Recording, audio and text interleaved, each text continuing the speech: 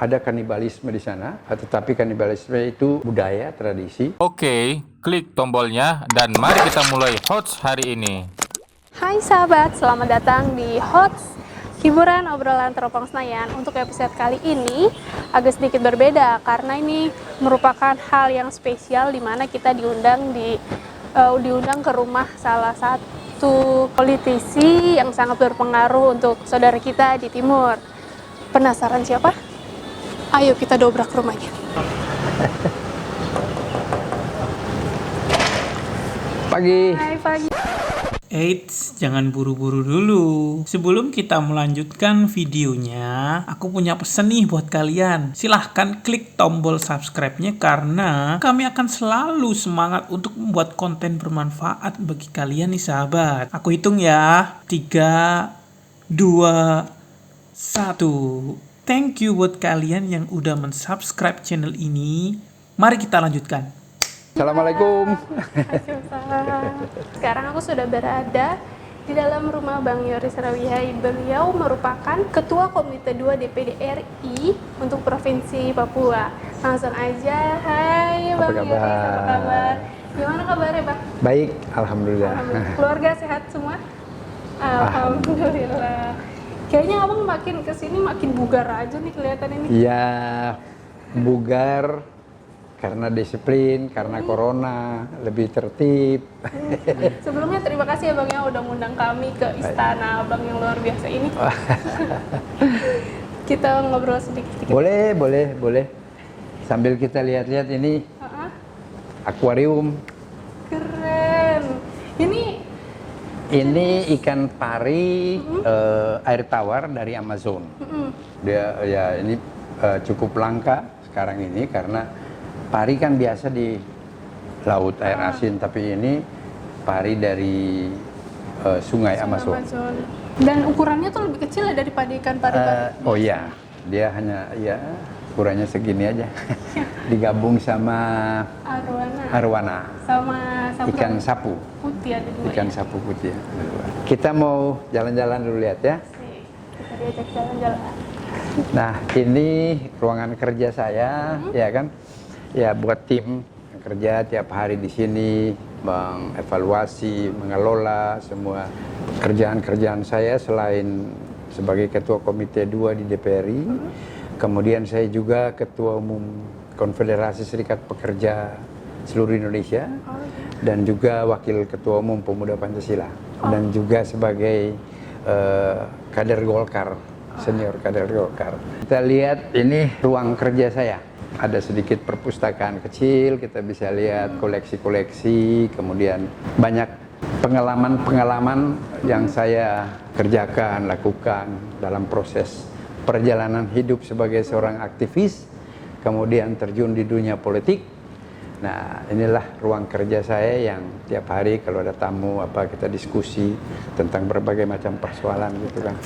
Ini banyak sekali kalau Anda lihat mulai dari sini. Ini ada album-album, kenangan-kenangan. Ini dari almarhum Ibu Ani Yudhoyono. Beliau memberikan waktu itu. Kemudian ini 2017 dapat kesempatan untuk bisa naik di atas kapal induk George Washington bersama 10 dari Indonesia, karena naik di atas kapal induk ini kan sangat sulit.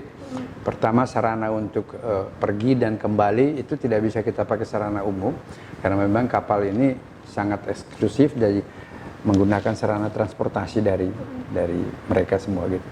Nah, ini bisa kita lihat banyak sekali pengalaman-pengalaman, ada sertifikat kebetulan dari Teropong Senayan juga kemarin waktu terima. Nah, ini 2009 saya melakukan napaktilas ke Papua.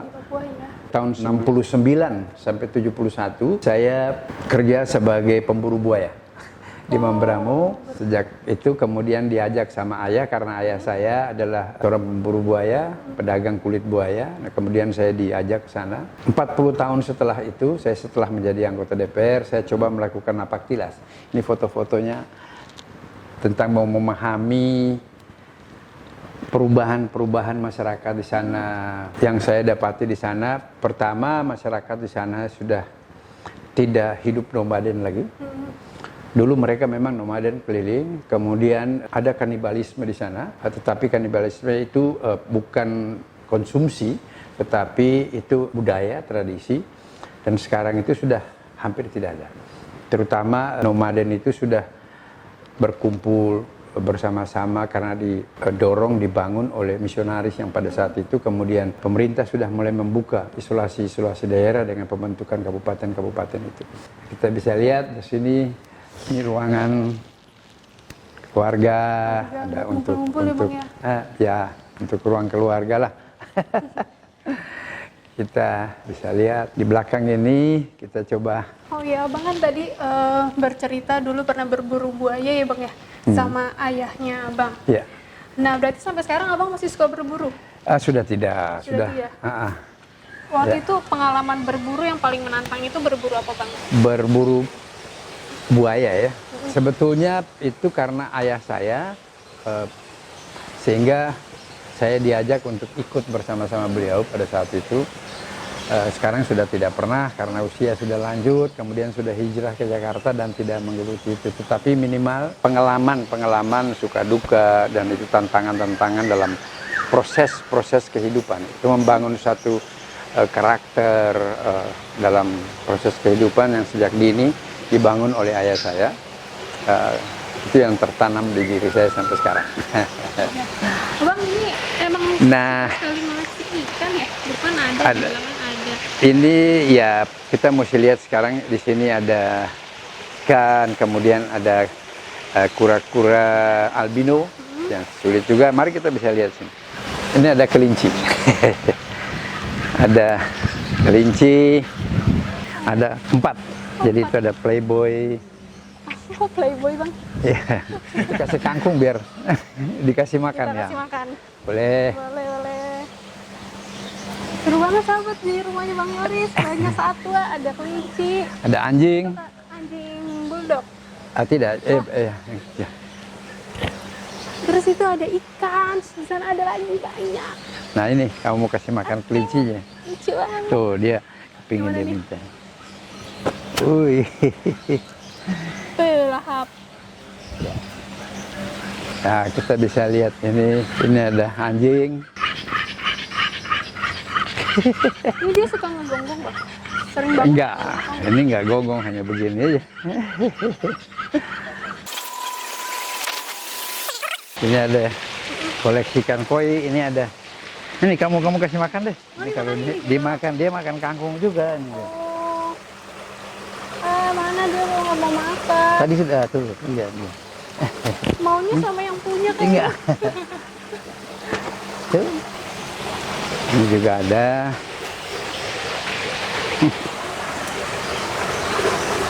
Contoh ini dia lobsternya. Kalau ini di bawah sini ada lobster. Lobster air tawar gitu kan. Nah, ini ada ikan koi. Tuh, lagi main-main di sini. Ini Abang suka banget di sini ya? Iya, kalau itu ada bantalnya hari Sabtu, Minggu, istirahat sini sambil ngeliat, kemudian membaca gitu. Asik banget ini kalau Ada gazebo ya. Iya, di gazebo. Ini ada kakatua, kemudian ini ada ayam Brahma. Nah, ini ayam yang agak aneh nih.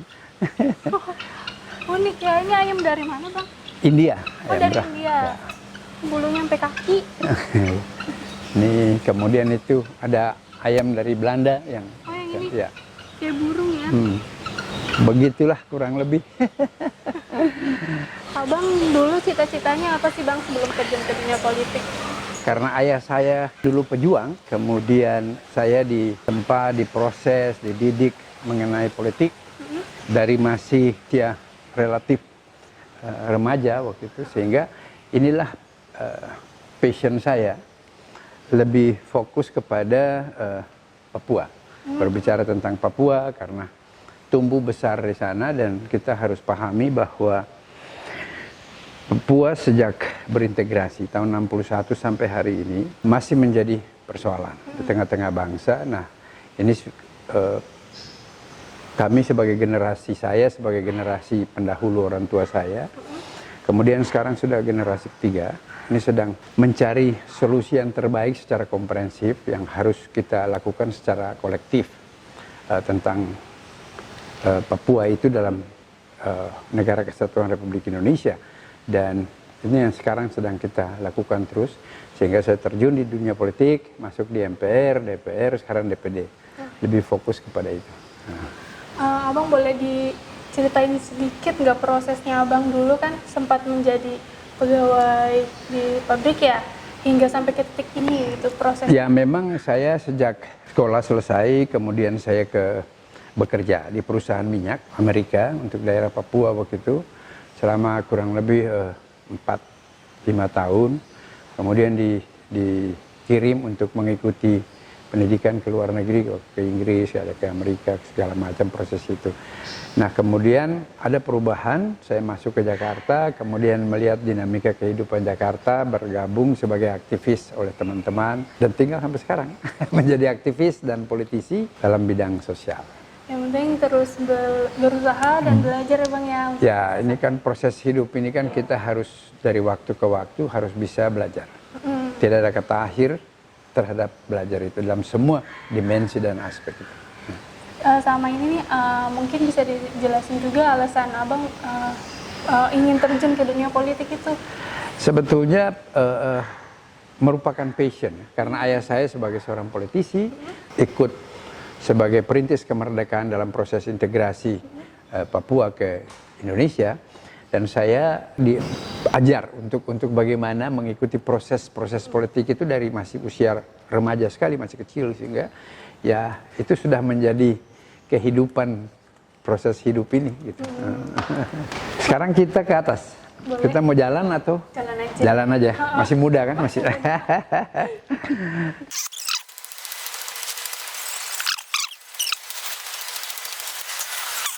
Rooftop ini untuk kita kumpul, kita bisa berdiskusi, membuat acara-acara ya kayak barbecue, makan bersama, diskusi bareng. Ini tempatnya. Situ. Pemandangannya juga bagus ya Bang ya. Kalau kita lihat di sini, Anda bisa lihat jadi 360 derajat. Kreatif sekali ya Bang ya. Ini bisa dijadiin gazebo. Gazebo di bawah. Oh ya, ini kan bisa buat ngadem Baca, juga, baca. Anda menulis.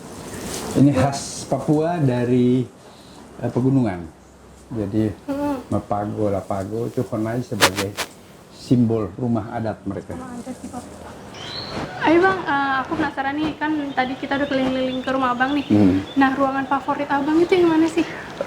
Sebetulnya nggak ada ruangan favorit, tetapi ada ruangan yang saya pakai untuk kerja, aktivitas hari-hari. Saya biasa ke sini di Honai, duduk situ sambil membaca, dengar lagu. Terus kalau agak pernah turun ke bawah di gazebo ada ikan kan di situ, ada penyu, ada kura-kura, ada untuk refreshing lah gitu. Nah kalau kerja di ruang di bawah lah, yang ada ruang. Tadi banyak buku-buku sama foto-foto Abang ya? Iya, itu untuk ruang kerja, diskusi, ngobrol-ngobrol dalam skop yang lebih kecil dengan teman-teman aktivis, para politisi, semua di situ.